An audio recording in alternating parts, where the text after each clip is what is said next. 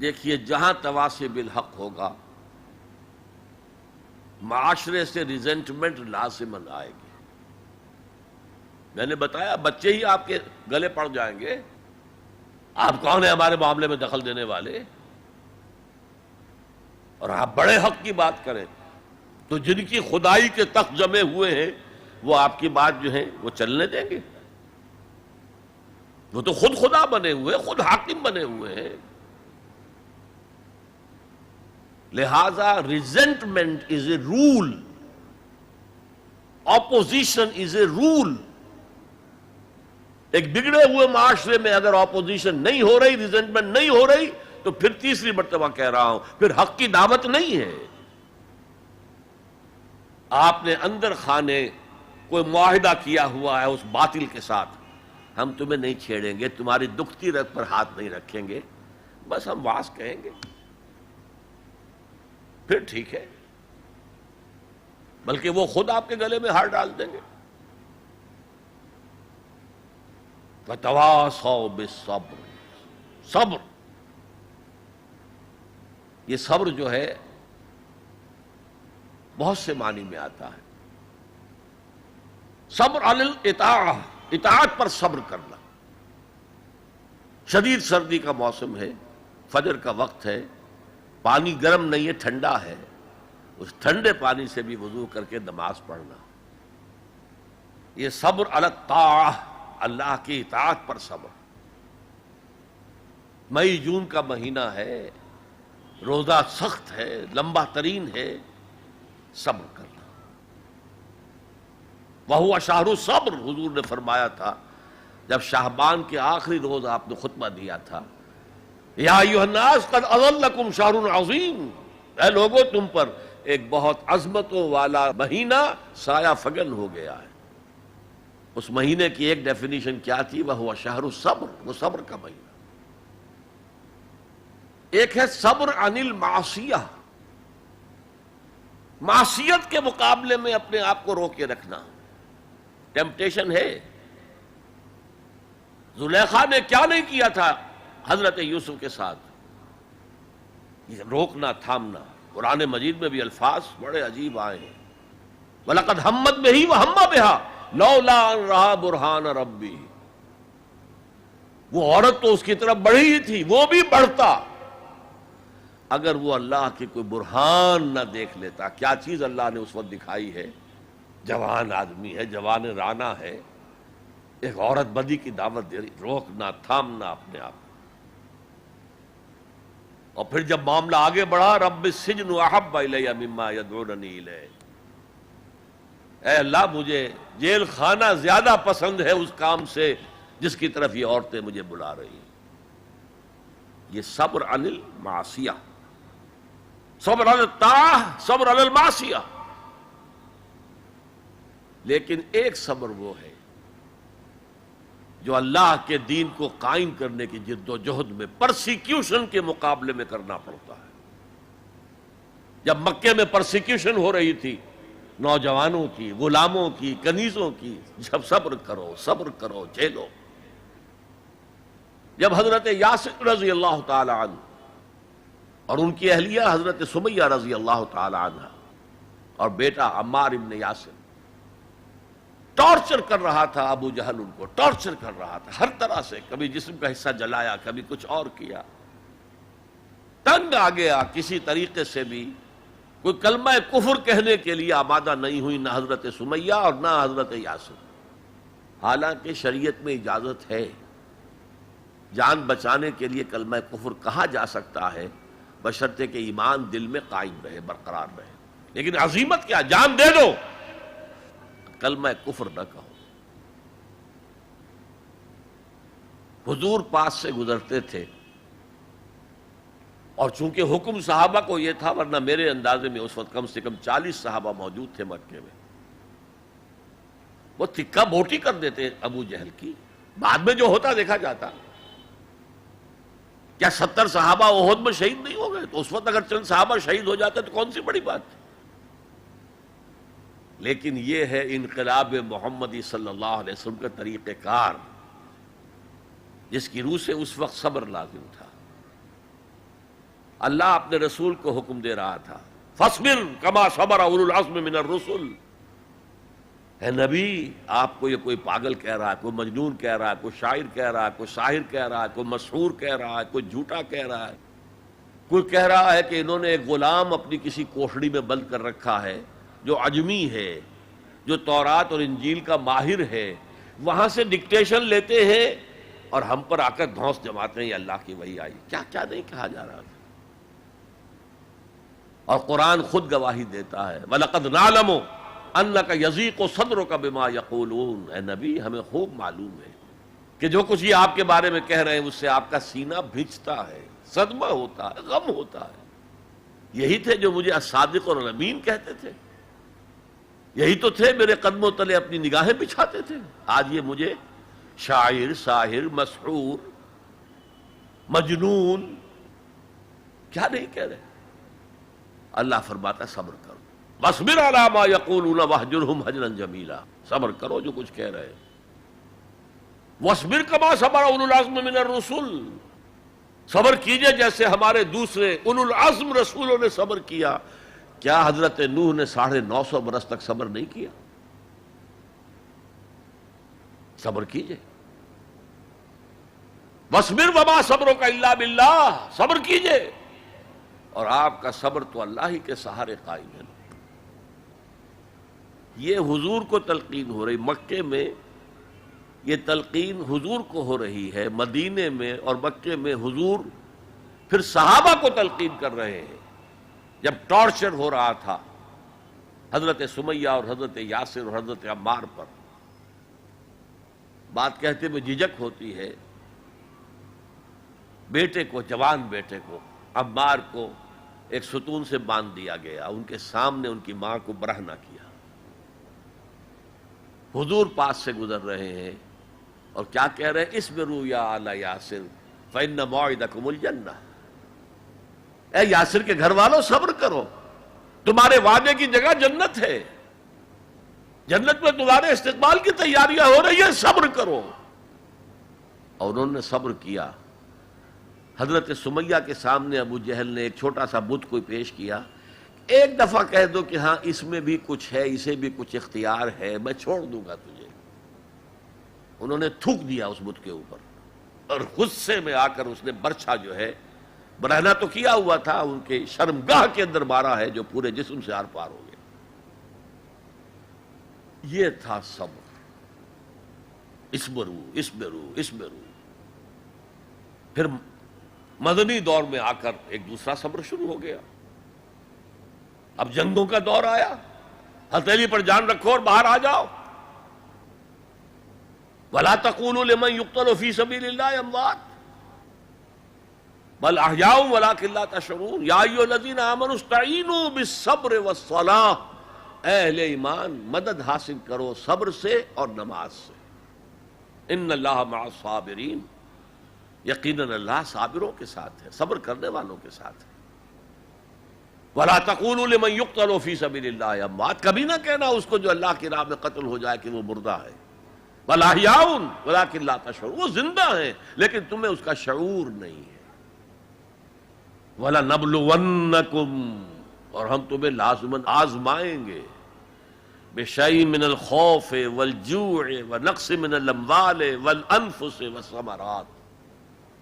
خوف سے آزمائیں گے، بھوک سے آزمائیں گے، فاقے آئیں گے، اور جان اور مال اور ثمرات کا ضیاع ہوگا، نقصان ہوگا. وَبَشِّرِ الصَّابِرِينَ الَّذِينَ إِذَا أَصَابَتْهُمْ مُصِيبَةٌ قَالُوا إِنَّا لِلَّهِ وَإِنَّا إِلَيْهِ رَاجِعُونَ. اے نبی بشارت دے دیجئے صبر کرنے والوں کو. صبر کرنے والے کون؟ جب ان پر کوئی مصیبت آئے، کوئی تکلیف آئے، کوئی آزمائش آئے تو وہ کہیں ہم اللہ ہی کے ہیں، اللہ ہی کی طرف ہمیں لوٹ جانا ہے. یہ ہے وہ صبر کہ جو علی الابتلاء، امتحان پر صبر ہو رہا ہے. تو 3 صبر میں نے آپ کو بتائے. صبر علی الطاعہ، اطاعت پر صبر. صبر عن المعصیہ، معصیت سے روکنا.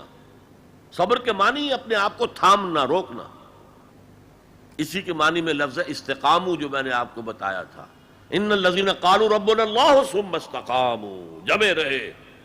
جان جا سکتی ہے لیکن اس کلمہ ایمان سے ہم پیچھے نہیں ہٹ سکتے. اور پھر جو بھی آزمائشیں آئیں برداشت کرو، جھیلو، اور آپس میں ایک دوسرے کو صبر کی وصیت اور نصیحت کرتے رہو. ہو سکتا ہے کسی کی ہمت جواب دے رہی ہو، اس کا حوصلہ بڑھاؤ، اس کے سامنے مثال پیش کرو خود صبر کر کے. خربوزے کو دیکھ کر خربوزہ رنگ پکڑتا ہے. جماعت زندگی کی یہ برکات ہوتی ہے. کونوا مع الصادقین، صادق لوگوں کے ساتھ رہو، جڑے رہو، تاکہ تمہارے اندر اگر کبھی کوئی کمزوری کا پہلو آئے تو اللہ تعالی اس جماعتی زندگی کی برکت کے طفیل سے تمہیں اثر نو کمر ہمت کسنے کی توفیق عطا فرمائے. یہ ہے اس سورہ مبارکہ کا ذرا گہرائی میں اتر کے تجزیہ. اب یہ نوٹ کر لیجئے کہ یہ چار چیزیں چار پلرز کے مانند ہیں: ایمان، عمل صالح، تواصی بالحق، تواصی بالصبر. ان میں متوازن انداز میں ترقی ہونی چاہیے. میں نے مثال دے دی، ایک شخص انتہائی نیک انتہائی نیک انتہائی نیک، لم یعصک طرفۃ عین، اے اللہ اس شخص نے تو پلک جھپکنے جتنی دیر بھی معصیت میں بسر نہیں کی، لیکن تواصی بالحق اور تواصی بالصبر نہیں ہے تو وہ سارا عمل زیرو. اقلبها علیہ وعلیہم. ایمان بڑھانے کے لیے، ایمان بالغیب کو ایمان بالشہود بنانے کے لیے مراقبے ہو رہے ہیں، چلہ کشی ہو رہی ہے، یہ ہو رہا ہے وہ ہو رہا ہے، لیکن میدان میں آنے کو تیار نہیں ہے. باطل خوشیاں منا رہا ہے. مست رکھو ذکر و فکر صبح گاہی میں انہیں، پختہ تر کر دو مزاج خانقاہی میں انہیں. انہوں نے ہمارے لیے کھلا میدان چھوڑ دیا ہے، لگے ہوئے خانقاہوں میں، نکل کر خانقاہوں سے ادا کر رسم شبیری کہ رسم خانقاہی ہے فقط اندوہ دل گیری. میدان میں آؤ. والعصر ان الانسان لفی خسر الا الذین آمنوا وعملوا الصالحات وتواصوا بالحق وتواصوا بالصبر. شاید آپ نے نوٹ کیا ہو، میں نے شروع کی جو دعائیں ہوتی تھیں ان میں آج یہ دعا ایڈ کی تھی: اللہم ربنا اجعلنا من عبادک الذین آمنوا وعملوا الصالحات وتواصوا بالحق وتواصوا بالصبر. پروردگار اپنے فضل و کرم سے ہمیں ان لوگوں کے زمرے میں شریک کر دے جو ایمان لائے جیسے کہ ایمان لانے کا حق تھا، جنہوں نے عمل صالح کما حقہ ادا کیا، جنہوں نے تواصی بالحق کا حق ادا کیا، اور جو پھر صبر میں پورے اترے. بارک اللہ لی ولکم فی القرآن العظیم ونفعنی وإیاکم بالآیات والذکر الحکیم. انہ تعالی جواد کریم ملک بر رؤوف رحیم.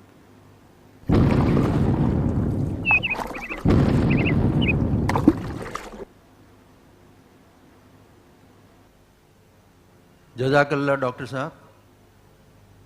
نجات کی راہ پر ایک پرمغز تقریر ہم نے آپ سے سنی.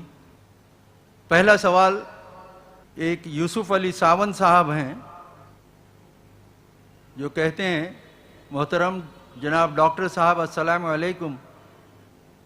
میرا سوال یہ ہے کہ آدم علیہ السلام سے لے کر حضور صلی اللہ علیہ وسلم تک سب نے توحید اور عمل صالح کی تعلیم دی، اور ہمارے نبی پر نبوت بھی ختم ہو گئی. اب میرا یہ سوال ہے کہ دنیا میں جتنی قومیں آباد تھیں اور ہیں اور قیامت تک رہے گی، ان تمام قوموں کی راہ نجات دین اسلام ہے یا کوئی اور دین ہے؟ برائے کرم وضاحت کیجیے. میرے نزدیک تو اس میں کسی شک و شبے کی گنجائش نہیں ہے کہ پوری نوع انسانی کے لیے راہ نجات یہی ہے جو سورۃ العصر میں بیان ہوئی. یہ لازمی ہے اور تمام انسانوں کے لیے لازمی ہے. البتہ وہ لوگ جن تک کہ قرآن کی اور حضور کی دعوت پہنچی ہی نہ ہو، ان کے بارے میں اللہ تعالی صرف توحید پر محاسبہ کرے گا، اس لیے کہ توحید فطرت کے اندر ہے۔ رسالت کا پیغام پہنچا ہی نہیں، شریعت پہنچائی نہیں گئی، تو محاسبہ کیسے ہوگا؟ یہ معاملہ ذہن میں رکھیں، باقی راہ نجات اس کے سوا اور کوئی نہیں۔ ایک اور سوال ہے جو کسی غیر مسلم بھائی کا ہے، پروین جادھو، وہ ہم سے سوال کر رہے ہیں کہ I am a non Muslim, what is the way of my نجات and how can I declare of my ایمان؟ Very easy. I told you in the beginning that to become a Muslim you have only to testify.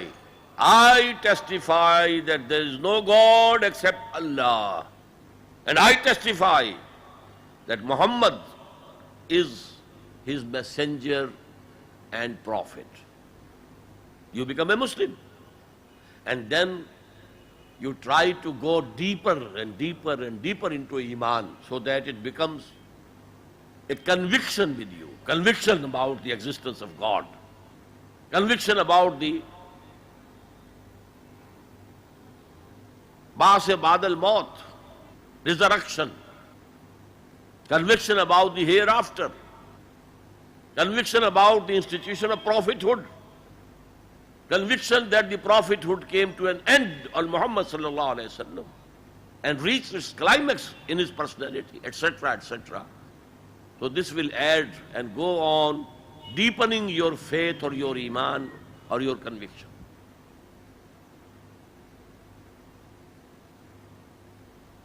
عابد صاحب کا ایک دوسرا سوال تھا، نجات میں حقوق العباد اور حقوق اللہ کے کتنے اثر انداز ہوں گے، یا پھر صرف ذاتی عمل کی بنیاد پر نجات ملے گی؟ میں نے کل آپ کو ایک حدیث سنائی تھی کہ محض ذاتی عمل کی بنیاد پر کسی کو نجات نہیں ملے گی جب تک کہ رحمت خداوندی دستگیری نہ کرے، اس لیے کہ کون سا انسان ہے جو خطا کار نہ ہو؟ کل بنی آدم خطاؤون وخیر الخطائین التوابون۔ اس اعتبار سے رحمت خداوندی ضروری ہے، البتہ یہ کہ اس کے لیے ایمان اور عمل صالح اور تواصی بالحق اور تواصی بالصبر کرنے کی حتی الامکان کوشش کرنا، یہ آپ کا فرض ہے۔ سید فہیم اختر صاحب، ان کا سوال ہے، سب سے پہلے تو شکر ہے اللہ کا کہ آپ ہمارے بیچ یہاں ہیں، اور پھر ڈاکٹر ذاکر نائک صاحب کے مشکور ہیں کہ انہوں نے یہ اہتمام کیا۔ دعا ہے کہ اللہ تعالیٰ آپ لوگوں کی کوششوں کے بہترین نتائج ہم سب کو دکھائے، آمین۔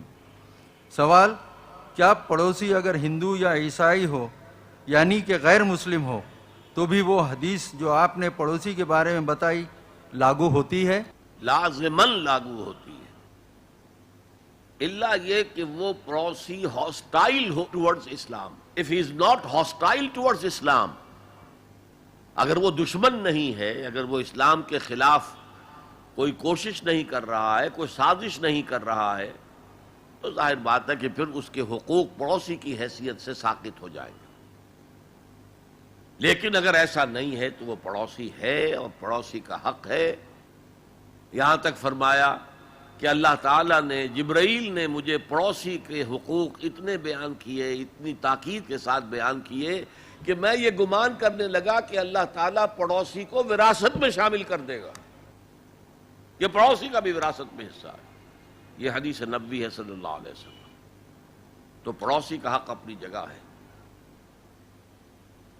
شیخ ناصر پیشے سے میکینیکل انجینئر ہیں، آپ کا سوال ہے کہ آج دور حاضر میں مسلمان طرح طرح کی پریشانیوں سے دوچار ہیں، اس کی کیا وجہ ہے، اور اس موجودہ پستی کا کیا علاج ہے؟ میں مختصر ترین الفاظ میں آپ سے یہ عرض کروں گا کہ اس وقت ہم اللہ کے عذاب کے شکنجے میں ہیں۔ کیوں؟ جس قوم کے پاس اللہ کی کتاب ہو اور اللہ کی شریعت ہو اور وہ اللہ کے رسول کے امتی ہونے کے مدعی ہوں، وہ قوم زمین پر اللہ کی ریپرزنٹیٹو ہو جاتی ہے۔ اب اگر وہ قوم اپنے عمل سے مس ریپرزنٹ کرے تو وہ کافروں سے بدتر ہے، غیر مسلموں سے بدتر ہے، پھر ان کو عذاب ملتا ہے۔ آج ہماری ذلت اور رسوائی، ہم سے پہلے بھی ایک امت تھی اور بڑی چہیتی اور لاڈلی امت تھی، ذرا اندازہ تو کیجئے، بنی اسرائیل صحرا میں سفر کر رہے ہیں تو ابر کا سائبان ساتھ ساتھ چل رہا ہے، دھوپ نہ ستائے، کھانے پینے کی ضرورت پیش آئی ہے تو من و سلوہ نازل کر دیا ہے، پانی کے لیے ایک ضرب لگی ہے عصا کی اور 12 چشمے، تاکہ 12 کے 12 قبیلے اپنا اپنا چشمہ معین کر لیں۔ تو یہ ساری جو جن کے اوپر نعمتیں ہوئی ہیں انہی کے بارے میں فرمایا گیا جب انہوں نے بے عملی اختیار کی، بد عملی اختیار کی، شریعت کو پس پش ڈال دیا، اللہ کی کتاب کو پس پش ڈال دیا۔ نبذ فریق من الذین اوتوا الکتاب کتاب اللہ وراء ظہورہم، تو پھر اللہ نے فرمایا ضربت علیہم الذلۃ والمسکنۃ وباؤوا بغضب من اللہ، ان پر ذلت، کمزوری اور مسکنت، کم ہمتی مسلط کر دی گئی، اللہ کے عذاب کے اندر گر گئے۔ اسیرینز آئے، ان کا مقابلہ نہیں کر سکے، انہوں نے سلطنت اسرائیل کو تہو بالا کر کے ختم کر دیا۔ نبوکدنضر آئے، اس کا مقابلہ نہیں کر سکے، اس نے لاکھوں کو قتل کیا، لاکھوں کو وہ کیپٹیو بنا کر بیبیلونیا لے گیا، اور حضرت سلیمان کے بنائے ہوئی مسجد کو، جسے وہ ٹیمپل کہتے ہیں، ٹیمپل آف سولومن، اسے گرا کر زمین کے برابر کر دیا، 2 اینٹیں سلامت نہ رہی، یروشلم میں ایک انسان نہ رہا، کوئی متنفس نہ رہا۔ یہ عذاب کیوں آئے تھے؟ پھر ایک وقفہ آیا، اس لیے کہ پھر حضرت عزیر علیہ السلام کی دعوت سے لوگوں میں عمومی ایک توبہ کی تحریک برپا ہو گئی، لوٹو اللہ کے دین کی طرف، لوٹو شریعت کی طرف، تو اللہ کی رحمت بھی پھر متوجہ ہو گئی، مکابی سلطنت قائم ہوئی، جو اپنے رقبے کے اعتبار سے حضرت سلیمان کی سلطنت سے بھی بڑھ کر تھی، لیکن پھر دوبارہ ان کے اوپر وہی دنیا پرستی، شہوت پرستی، یہ ساری گندگیاں جب آ گئیں، مشرکانہ توہمات آ گئے، غیر مسلموں سے خلا بلا، اس کی وجہ سے ان کے اندر وہ ساری رسمیں ریتیں شروع ہو گئیں، پھر عذاب آیا۔ پہلے یونانیوں کے ہاتھوں رگڑا گیا ان کو، سکندر کے ہاتھوں، سلیوکس کے ہاتھوں، اور پھر رومنز کے ہاتھوں رگڑا گیا، یہاں تک کہ سن 70 عیسوی میں ٹائٹس رومی نے، کیونکہ انہوں نے بغاوت کی تھی ان کے خلاف، رومنز کے خلاف، تو حملہ کر کے 1,33,000 یہودیوں کو ایک دن میں قتل کیا، اور جو دوسرا ٹیمپل انہوں نے بنا لیا تھا، سیکنڈ ٹیمپل جس کو وہ کہتے ہیں، اس مکابی دور میں وہ حضرت سلیمان کا بنایا ہوا وہ معبد جو ہے وہ دوبارہ بن گیا، سن 70 عیسوی میں اسے پھر گرا دیا گیا، آج تک گرا پڑا ہے، 1934 برس سے ان کا خانہ کعبہ گرا ہوا ہے۔ یہ اللہ کا قانون ہے، جو امت کتاب اللہ اور شریعت خداوندی کی حامل ہو کر اور طرز عمل اس کا مختلف اور برعکس ہوگا، وہ کافروں سے بدتر ہے اللہ کی نگاہ میں۔ اب علاج ایک ہی ہے،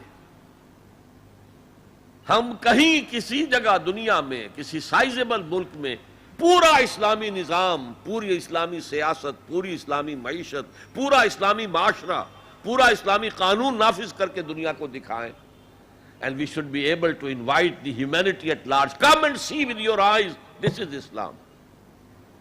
یہاں کی برکتیں دیکھو، یہاں ہر شخص کی بنیادی ضروریات ریاست کے ذمے ہیں۔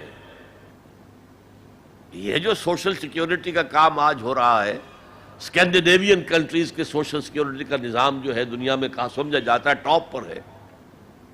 پھر انگلستان میں ہے ان امپلائمنٹ الاؤنس، امریکہ کے اندر بھی ہے، لیکن یہ کہ سب سے پہلا سوشل سیکیورٹی کا نظام خلافت راشدہ میں ہوا ہے، جہاں ہر شخص کی جو بھی بنیادی ضروریات ہیں اس کی کفالت ریاست کے ذمے تھی۔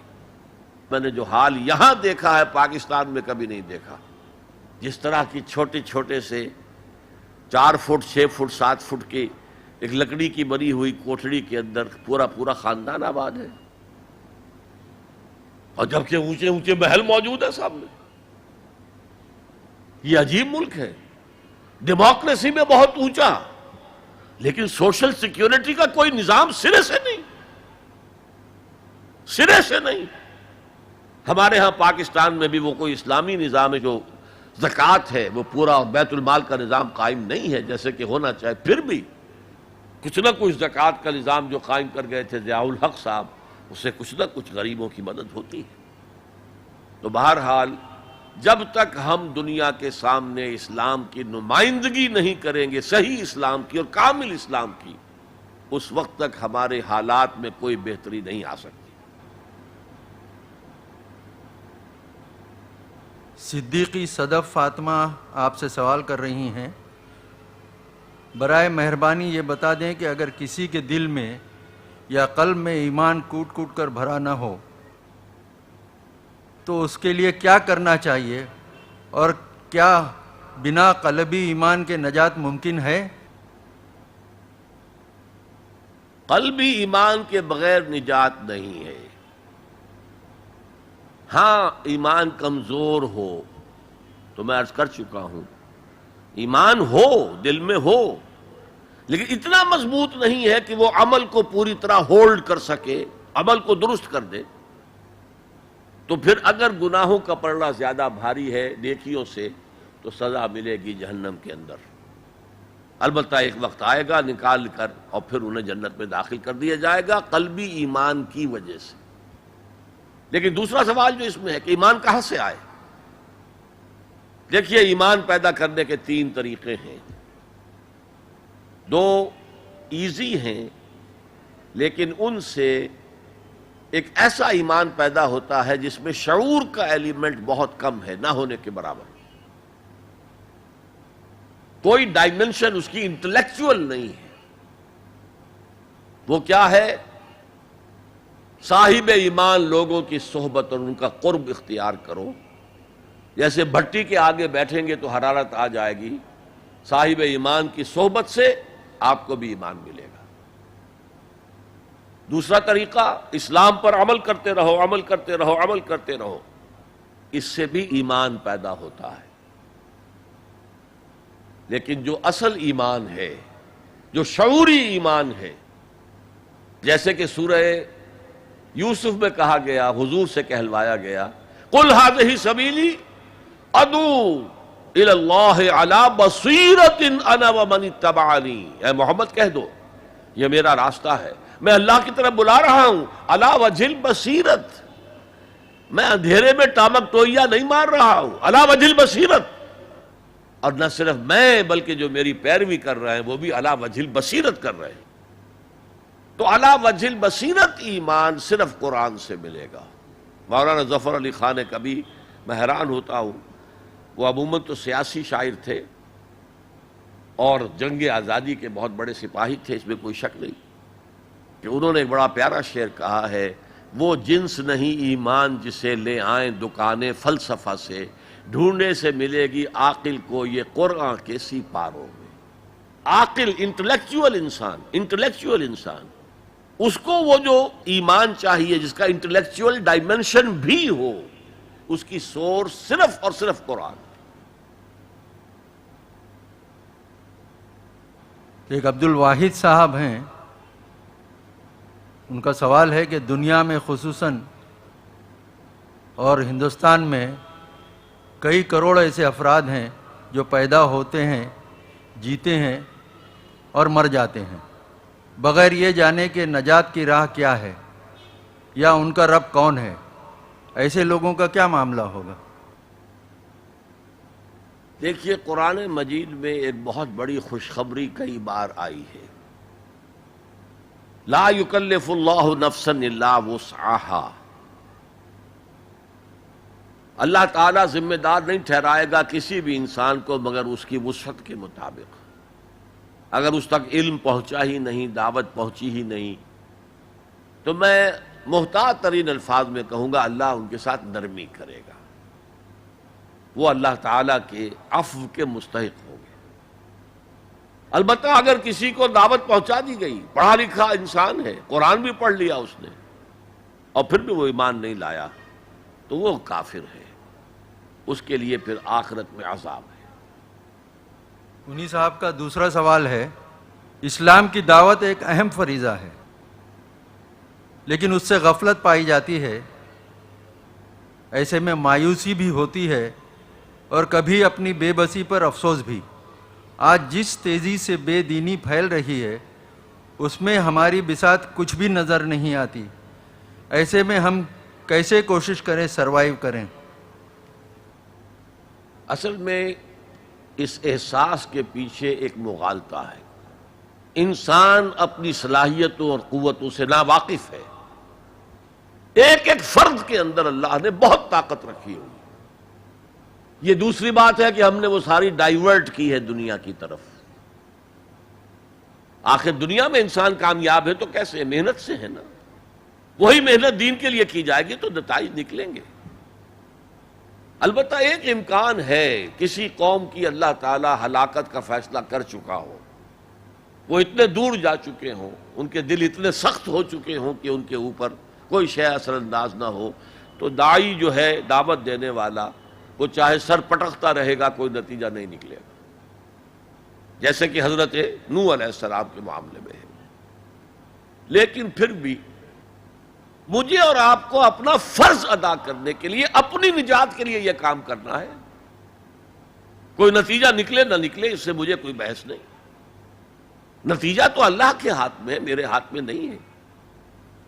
لیکن اس فرض کو، اس ایمان کا حصول، ایمان حقیقی کا حصول، عمل صالح، تواصی بالحق، تواصی بالصبر، اس کو ادا کرنا یہ میری ذمہ داری ہے۔ اگر میں نہیں کرتا ہوں تو میں پکڑا جاؤں گا قیامت کے دن۔ آپ کو معلوم ہے قرآن میں 2 دفعہ کہا گیا ہے، یوم یفر المرء من اخیہ وامہ وابیہ وصاحبتہ وبنیہ، جس دن بھاگے گا انسان اپنے بھائی سے بھی، اور اپنی ماں سے بھی، اور اپنے باپ سے بھی، اور اپنی بیوی سے بھی، اور اپنی اولاد سے بھی۔ کیوں؟ نفسی نفسی نفسی نفسی نفسی نفسی، مجھے بچا لیا جائے، مجھے بچا لیا جائے، میری اولاد کو جھونک دو، میرے ماں باپ کو جھونک دو، میری بیوی کو جھونک دو، بیوی کہے گی میرے شوہر کو جھونک دو، مجھے بچا۔ یہی نفسی نفسی دنیا میں رہے آپ کی، مجھے اپنے آپ کو بچانا ہے سب سے پہلے، اور پھر مجھے اپنے سب سے پہلے آل اولاد کو بچانا ہے۔ یا ایھا الذین آمنوا قوا انفسکم واہلیکم نارا، اے ایمان والو، بچاؤ اپنے آپ کو اور اپنے اہل و عیال کو آگ سے۔ یہ کام جو ہے آپ کریں اور سمجھ لیں، نہ بیٹا کام آئے گا، نہ جورو کام آئے گی، نہ باپ کام آئے گا، نہ ماں کام آئے گی۔ تمہارا اپنا عمل، اگر تم اس راستے پر چلے، اپنی ہمت کے مطابق چلتے رہے، تو اللہ تعالیٰ کے عفو و درگزر کے مستحق ہوگے، اور وہی اصل کامیابی ہے۔ ذالک هو الفوز العظیم، اصل بڑی کامیابی وہی ہے۔ ایک اختر السلطان اصلاحی صاحب ہیں جو پیشے سے مدرس ہیں، وہ پوچھ رہے ہیں، ٹو فائٹ باطل in these days Gandhi ji's policy is more correct, does this mean that God forbid our Prophet sallallahu alaihi wasallam did not provide any guidance for the present circumstances? Gandhi ji کا اپنا کہنا یہ ہے کہ میں نے نان وائلنس حضرت مسیح اور حضرت محمد سے سیکھا ہے۔ تو گائیڈنس تو تھی، مکے کے اندر کیا تھا؟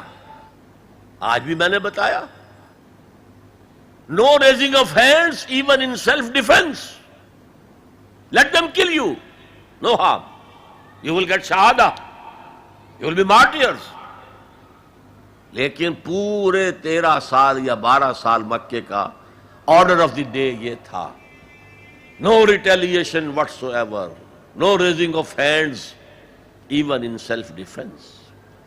ورنہ جو میں نے آپ کو خباب بن الارض کا واقعہ سنایا ہے، جس آدمی کو یہ پتا چل گیا مجھے تو یہ انگاروں پر بھون دیں گے، اسے اجازت ہو تو 2-4 کو مار کر مرے گا کہ نہیں؟ بلی کو بھی اگر کہیں گھیر لیں آپ کسی کونے میں اور اسے پتا چلے کوئی راستہ نہیں، وہ آپ پر جھپٹے گی، کیا جان ہے اس کی بیچاری کی، لیکن وہ آپ کی آنکھوں پر آ کر حملہ کرے گی۔ لہذا ڈیسپریٹ آدمی جنہیں پتا ہے کہ میرے ساتھ یہ ہو رہا ہے، اگر اجازت ہوتی تو دو چار کو مار کر تو مرتا نا، لیکن نہیں، اجازت نہیں تھی۔ حضرت عیسیٰ کا نان وائلنس، حضرت عیسیٰ کے زمانے میں جو ایک زیلوٹس کی تحریک چل رہی تھی، وہ چاہتے تھے کہ عیسیٰ ان کا ساتھ دیں تاکہ رومنز کو یہاں سے نکال دیا جائے۔ حضرت عیسیٰ نے ان کا ساتھ نہیں دیا، وہ وائلنٹ جو ہے ایک موومنٹ چلانا چاہتے تھے۔ حضرت عیسیٰ نے پہلے ایمان اور عمل صالح کی دعوت کو رکھا، پہلے اپنے ایمان کی خبر لو، تم جو شریعت کے پیروکار ہو، تمہاری حیثیت ان قبروں کی سی ہے جن کے اوپر تو سفیدی پھیر دی گئی ہے، اندر گلی سڑی ہڈیوں کے سوا کچھ نہیں ہے۔ تم نے شریعت کے صرف ظاہری کو لے رکھا ہے، شریعت کی روح ختم ہو گئی ہے۔ جب تک کہ وہ ریوائیو نہ ہو اس وقت تک کوئی کام نہیں ہوگا۔ تو گاندھی جی نے یہ بات کہی تھی جنہیں آپ سرحدی گاندھی کہتے ہیں، خان عبد الغفار خان، اور خان عبد الغفار خان نے یہ بات بتائی۔ ہمارے ہاں ایک سینئر صحافی تھے میم شین، محمد شفیع، اور انہوں نے مجھے بتائی، میں نے پوری روایت جو ہے اس کا سلسلہ بھی آپ کے سامنے بیان کر دیا۔ گاندھی نے خان عبد الغفار خان سے کہی، انہوں نے میم شین صاحب سے کہی، محمد شفیع سے، میاں محمد شفیع، اور انہوں نے مجھے بتائی کہ میں نے نان وائلنس حضرت مسیح اور حضرت محمد سے سیکھا ہے۔ فہیم ارشد انصاری، آپ کا سوال ہے، اس وقت دنیا میں مسلمانوں کا امیر کون ہے؟ کس کے ہاتھ میں خلافت ہے؟ اس وقت نہ کوئی خلافت ہے، نہ مسلمانوں کا کوئی امیر ہے، انتشار کا دور ہے، 50-60 ملک ہیں، اول تو ان کی اپنی ہے نیشنلزم، پھر ان کے اندر ایتھنک، لنگوسٹک، ہر طرح کی نیشنلٹیز ہیں۔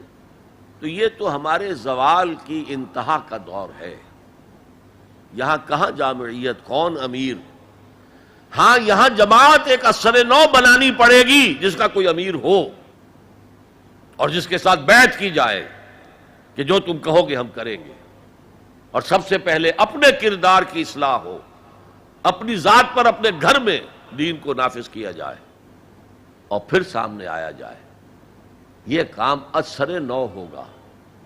جیسے حضور کے زمانے میں آپ نے ایک نئی جماعت بنائی، قدیم جو اہل ایمان تھے موجود تھے کہ نہیں وہاں؟ یہودی مسلمان تھے کہ نہیں وہ پہلے کے؟ اور حضور کو بڑی توقع تھی کہ وہ تو میرا ساتھ دیں گے۔ اللہ تعالیٰ نے کس طریقے سے آپ کو مایوس کیا، لن ترضی عنک الیہود ولا النصارى حتی تتبع ملتہم۔ اے نبی کوئی توقع نہ رکھو ان یہود اور نصارہ سے، وہ کبھی راضی نہیں ہوں گے آپ سے جب تک کہ آپ ان کی پیروی نہ کریں۔ آج مسلمانوں میں لیڈرشپس ہیں، مسندیں ہیں، جمی ہوئی ہیں، اور وہ تو کہیں گے ہمارے پیچھے چلو۔ لہذا ایک نئی جماعت جو خالص اسلامک آئیڈیالوجی پر ہو، فرقہ بندی پر نہ ہو، کسی مسلک کی بنیاد پر نہ ہو، جس کا مقصد کلیئرلی یہ ہو کہ اللہ کے نظام کو قائم کرنا ہے، ایسی جماعت اثر نو قائم کرنی ہے۔ سید واجد ہاشمی، پیشے سے انجینئر، آپ کا سوال ہے، کیا انسان کو محض سورۃ العصر ہی کافی تھی؟ باوجود اس کے اللہ نے سارا قرآن نازل کر دیا؟ تو اللہ ہم سے کتنی انسیت رکھتا ہے، اس کے پیمانے کی پیمائش کیا ہے؟ اللہ تعالیٰ کا اپنے خلق سے محبت کا معاملہ یہ ہے کہ اللہ کہتا ہے کہ میں نے اپنی رحمت کے 100 حصے کیے، ایک حصہ تمام مخلوقات میں تقسیم کر دیا۔ حیوانات میں بھی ماں کو اپنے بچڑے سے جو محبت ہوتی ہے وہ بھی اس ایک حصہ رحمت کا ظہور ہے۔ انسانوں میں بھی آپس میں جو محبت ہے تو وہ 1% رحمت کا ظہور ہے، 99 حصے میرے پاس ہے۔ لہذا اللہ تعالیٰ کو الخلق و عیال اللہ، تمام مخلوق اللہ کے کنبے کے مانند ہے. اللہ کو انسانوں سے بہت محبت ہے، ودود ہے. ودود کہتے ہیں جس بہت ہی محبت کرنے والا. ہاں غلط کام کرو گے تو سزا بھی دے گا. دونوں شانیں بیک وقت سامنے رکھنی چاہیے. اگر آپ زیادہ اس کی غفاری پر دھوکہ کھا گئے تو بھی مارے جائیں گے، اور اگر اس کی مغفرت سے مایوس ہو گئے تب بھی مارے جائیں گے. اس لیے کہ مایوسی کفر ہے. مایوسی کے بعد قوا جواب دے جاتے ہیں، ہمت ختم ہو جاتی ہے، عمل کا جذبہ باقی نہیں رہتا. لہذا انسان کا اللہ کے ساتھ رشتہ ہونا چاہیے ما بین الخوف والرجاء. خوف بھی ہو اللہ پکڑے گا، اللہ پوچھے گا، اللہ کی سزا ہے، اور امید بھی ہو اللہ غفار ہے، غفور ہے، رحیم ہے، ستار ہے. یہ دونوں کیفیتیں ساتھ ساتھ چلیں، ورنہ اگر ایک کیفیت کا غلبہ ہو گیا تو یہ دونوں کیفیتیں جو ہیں علیحدہ علیحدہ مہلک ہو جائیں گی. You said in your talk that we have to stop those things that go against Allah's law.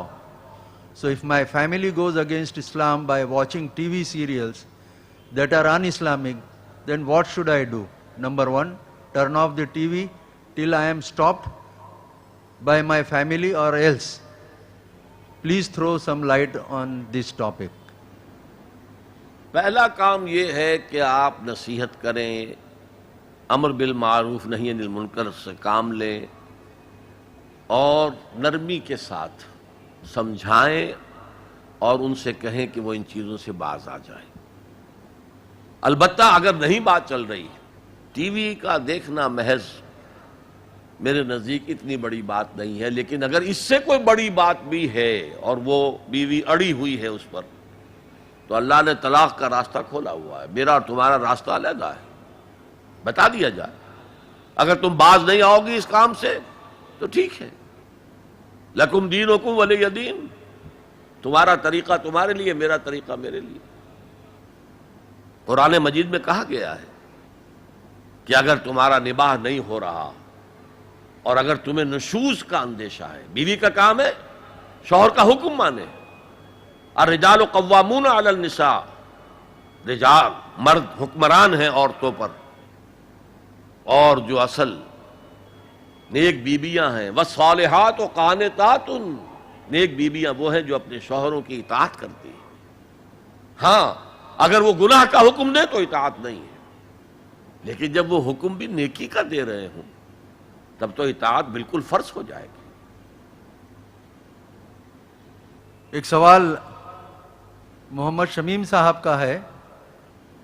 تو کہتے ہیں کہ دلیل دی جاتی ہے کہ ہر نفس جو کرتا ہے وہ پہلے سے طے شدہ ہے، پھر ہم اچھے اور برے عمل و فعل کیسے کریں یا کرتے ہیں؟ یہ بڑا پیچیدہ مسئلہ ہے قدر کا. تقدیر کا جو تصور ہمارے ذہنوں میں ہے وہ صحیح نہیں ہے. قدر کہتے ہیں اندازے کو، ایویلویٹ کرنا، کسی چیز کی قدر و قیمت کا اندازہ کرنا.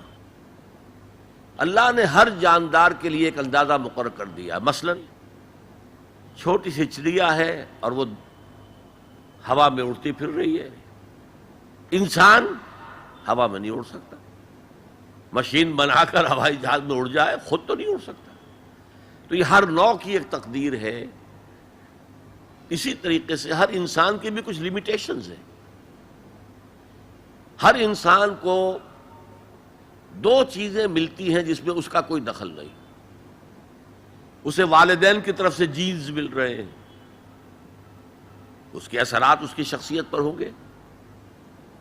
پھر جس ماحول میں اسے پیدا کیا گیا ہے اس ماحول کے اثرات ہوں گے. ان دونوں سے مل کر شاکلہ بنتا ہے. قرآن مجید نے شاکلہ کہا ہے. شاکلہ کہتے ہیں پیٹرن کو. آپ نے لوہے سے کوئی چیز ڈھالنی ہے تو پہلے لکڑی کا پاٹرن بناتے ہیں. ہمارے مصری لوگ پاٹرن کہتے ہیں اس کو. اسے آپ پیٹرن سمجھیے، تاکہ اس میں آپ نے لوہا پگھلا کر ڈالا تو اسی کے مطابق ڈھل گیا.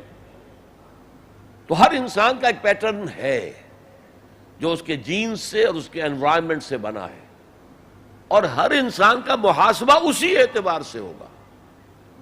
اگر کسی کے شاکلہ میں 100% نیکی کا اللہ تعالیٰ نے صلاحیت رکھی تھی اور اس نے 40% کی ہے، وہ مارا گیا. جس کے اندر رکھی 50% دی، اس نے 40% کر لیا، کامیاب ہو جائے گا. لا یکلف اللہ نفسا الا وسعها. Every individual will be judged according to what was given to him by Allah subhanahu wa ta'ala. لیکن تقدیر کا مطلب یہ نہیں ہے that we are bound to do something. No. There is no predestination. It's only pre-knowledge. اللہ نے مجھے اختیار دیا، چاہے یہ کرو چاہے وہ کرو، اما شاکرا و اما کفورا. فمن شاء فلیؤمن ومن شاء فلیکفر. جو چاہے ایمان لائے، جو چاہے کفر کا اختیار کر لے. لیکن اللہ کو معلوم ہے کہ تم کیا کرو گے. یہ پری نالج ہے اللہ کا، پری ڈیسٹینیشن نہیں ہے. اللہ نے مجبور نہیں کیا ہے. ہاں وہ لمیٹیشن جو آپ کی شخصیت کے اندر ہے وہ اپنی جگہ ہے، لیکن نیکی اور بدی، خیر اور شر، حق و باطل کا چوائس آپ کو دیا ہے. اما شاکرا و اما کفورا. اور فمن شاء فلیؤمن ومن شاء فلیکفر. This free will is with you and you will be adjudged on the basis of this free will. البتہ کتنی نیکی تم کر سکتے تھے اتنی کر لی، کامیاب، چاہے وہ مقدار میں کم ہو. اب جب غزوہ تبوک کے موقع پر حضور نے مسلمانوں سے کہا یہ جیش العسرہ ہے، ساز و سامان چاہیے، اب لاؤ پیسے پیش کرو. حضرت ابوبکر نے اپنا سارا اثاثہ لا کر رکھ دیا. پوچھا اپنے بال بچوں کے لیے کچھ چھوڑ کر آئے ہو؟ کہ کچھ نہیں چھوڑا. صدیق کے لیے ہے خدا کا رسول، بس اللہ کا نام چھوڑ کر آیا ہوں. اب حضرت عثمان نے بہت دولت دی اس وقت. ایک غریب انصاری، اس نے ساری رات ایک یہودی کے باغ میں وہ کنویں سے پانی کھینچ کر باغ کو سیراب کیا. صبح کو اسے کچھ کھجوریں مل گئیں اجرت کے طور پر. اس نے آدھی لا کر اپنے بال بچوں کو دے دی، گھر کا نفقہ، نان نفقہ شام تک کے لیے. آدھی حضور کے سامنے لا کر رکھ دی. جو منافقین موجود تھے انہوں نے تمسخر اڑایا. ہاں جی ہاں، بغیر ان کھجوروں کے تو یہ لشکر جا ہی نہیں سکتا، یہ تو بڑا، یہ تو بہت. حضور نے کیا کہا؟ ان کھجوروں کو اس پورے ڈھیر کے اوپر پھیلا دو، اللہ کی نگاہ میں یہ اس پورے ڈھیر سے زیادہ بھاری ہے. تو آپ جو کچھ کر سکتے ہیں کیجئے. اللہ تعالیٰ کی لاٹھی اندھے کی لاٹھی نہیں ہے جو برابر چلے سب پر، بلکہ ایوری انڈیویجول اس کے علیحدہ علیحدہ حساب ہوگا. اللہ کا کمپیوٹر بہت بڑا ہے، بہت بڑا ہے، بہت بڑا ہے. وہ ہر ایک کی قدر و قیمت کا تعین کر لے گا. اگلا سوال، آپ نے کہا تھا جس نے قرآن کو جھٹلایا وہ عنقریب خسارے میں ہے. تو قرآن اور حدیث کی کتابیں ہونے کے باوجود بھی ہمارے علماء مسجدوں میں، گھروں میں اور درسوں میں قرآن کی باتیں چھوڑ کر بزرگوں اور اماموں کی کتابیں کثرت سے پڑھتے اور پڑھاتے ہیں. کیا ہمارے علماء یہ نہیں جانتے کہ قرآن ہی بخشش کا ذریعہ ہے اور قرآن میں ہی سب فضائل اور مسائل ہیں؟ پھر وہ ایسا کیوں کرتے ہیں؟ تسلی بخش جواب دیں. میرے پاس یہ اختیار تو نہیں ہے کہ آپ کی لازماً تسلی کرا دوں. البتہ میں عرض کرتا ہوں، علماء کرام کو برا بھلا کہنے کی بجائے اپنے گریبانوں میں جھانکیے. آپ خود کیوں نہیں پڑھتے دین کو؟ آپ نے ڈاکٹری پڑھی، آپ نے انجینئرنگ پڑھی، آپ نے MBA کیا، آپ نے کمپیوٹر سائنس کے اندر MSc کیا، آپ کیوں نہیں پڑھتے؟ آپ نے یہ مولوی پروفیشن کریٹ کیوں کیا ہے؟ اسلام میں کوئی مولوی پروفیشن نہیں ہے. اسلام میں نہ پاپائیت ہے نہ برہمنیت ہے. ہر مسلمان کو اس قابل ہونا چاہیے کہ نماز پڑھائے. ہر مسلمان کو اس قابل ہونا چاہیے اپنی بیٹی کا نکاح خود پڑھائے. ہر مسلمان کو اس قابل ہونا چاہیے کہ اپنے باپ کا جنازہ خود پڑھائے. جو دعا اس کے دل کی گہرائی سے نکلے گی وہ کسی عالم دین کے دل سے نکل سکتی ہے. تو اصل میں ہم نے اختیار کیا دنیاوی تعلیم، جس میں پیسہ ہے، جس میں عزت ہے، جس میں گلیمر ہے، جس میں اونچے کیریئر ہیں، اور ہم نے باقی کام چھوڑ دیا ہے علماء کے تو پھر ان پر تنقید کرتے ہیں۔ لہذا اپنے گریبانوں میں جھانکیے، پانی ہمارے اندر بڑھتا ہے۔ اردو اخبارات میں فلموں کی ایڈز پرنٹ ہوتی ہے، ساتھ ہی جنسی توانائی بڑھانے اور عملیات کی تشہیر بھی ہوتی ہے۔ اخبار والے دلائل یہ دیتے ہیں کہ ان کی وجہ سے اخبار چلتے ہیں۔ برائے کرم ایسے اخبارات سے نجات کا راستہ بتائیے۔ میرے پاس کوئی اس کا راستہ نہیں ہے۔ یہ تو اصل میں وہ لوگ وہی کچھ پیش کرتے ہیں جو پبلک چاہتی ہے۔ آپ پبلک کے مزاج کو بدلیے، وہ چیزیں خود ختم ہو جائیں گی۔ انہیں تو دکان چلانی ہے، ٹی وی چینل چلے گا ہی نہیں جب تک کہ وہ ڈرامے اور یہ اور گانے اور ناچ نہیں ہوں گے۔ کون دیکھے گا اسے؟ کئی چینلز لگے ہوئے ہوں کہیں پر دینی پروگرام، اسے آپ سوئچ اوور کریں گے، چلے جائیں گے کہیں اور جہاں ڈانس ہو رہا ہو۔ تو ان کے لیے اشتہار نہیں آئیں گے تو وہ چل نہیں سکتے، اشتہار آئیں گے اگر ایسے پروگرام ہو۔ اشتہار نہ ملے تو کوئی اخبار چل نہیں سکتا، اور اشتہار وہ لوگ دیتے ہیں جن کا آپ نے نام لیا۔ یہ ایک وشیس سرکل ہے، یہ جو ہے بڑا ایک زہریلا چکر ہے جو چل رہا ہے ہمارے معاشرے کے اندر۔ اب اس میں جب تک کہ بحیثیت مجموعی معاشرہ نہیں بدلتا، آپ ایک ایک کر کے ان برائیوں کو نہیں روک سکتے۔ ڈاکٹر تنویر احمد کا سوال ہے، اور سورۃ العصر کی تفصیلی وعظ سن کر یہ ثابت ہوتا ہے کہ اسلام میں نجات کی راہ اس چھوٹے سے سورے میں موجود ہے۔ سوال یہ ہے کہ ہمارے مسلم معاشرے میں مختلف مسالک موجود ہیں جو اپنی اپنی شناخت عالمی اور علاقائی طور پر رکھتے ہیں، اور ان کا دعویٰ بھی ہے کہ ہمارا ہی مسلک نجات کی راہ کے لیے کافی ہے۔ ایسے لوگوں کے لیے آپ قرآن سے کیا پیغام دینا چاہیں گے؟ میرا پیغام تو وہ ہے جو میں نے 1.5 گھنٹے سے زائد آپ کے سامنے رکھا ہے، اور آپ اگر کام کریں کہ یہ پیغام پہنچائیں ان تک، یہ کیسٹس پہنچائیں، سی ڈیز پہنچائیں، کیا پتہ کس کو اللہ تعالیٰ کس کے دل میں وہ بات اتر جائے، آپ ذریعہ بن جائیں۔ جیسے کہ حضور نے فرمایا تھا حضرت علی سے، یا علی لَن يَهْدِيَ اللَّهُ بِكَ رَجُلًا وَاحِدًا خَيْرٌ لَكَ مِنْ حُمُرِ النَّعَمِ۔ اے علی، اگر تمہارے ذریعے سے اللہ تعالیٰ کسی ایک انسان کو بھی ہدایت دے دے، ہدایت تو اللہ دے گا، ذریعہ تم بن جاؤ، تو یہ تمہارے لیے سرخ اونٹوں سے بڑی دولت ہے۔ تو آپ کام شروع کریں، دعوت کے لیے کمر کسیں، پہلے تو طے کریں، اور خاص طور پر جو جوان ہیں ابھی تعلیم حاصل کرنے کی عمر میں ہیں، عربی پڑھیں، عربی سیکھیں، قرآن پڑھیں اور قرآن کے داعی بن جائیں۔ ورنہ یہ ہے کہ جو بھی قرآن مجید کی دعوت کے کام ہو رہے ہیں ان میں تعاون کریں، ان کتابوں کو پھیلائیں، ان ویڈیوز اور سیریز کو پھیلائیں۔ بہرحال اسی سے کوئی نتیجہ برآمد ہو سکتا ہے۔ باقی ہم کسی ایک طبقے کے اوپر سارا الزام ڈال دیں، کسی دوسرے طبقے کو مورد الزام بنا دیں، یہ اس کا کوئی فائدہ نہیں ہے۔ اللہ جانتا ہے کس کا کتنا ہاتھ ہے، کس کی کتنی غلطی ہے۔ اللہ تعالی ہمیں ہماری غلطیاں معاف فرما دے۔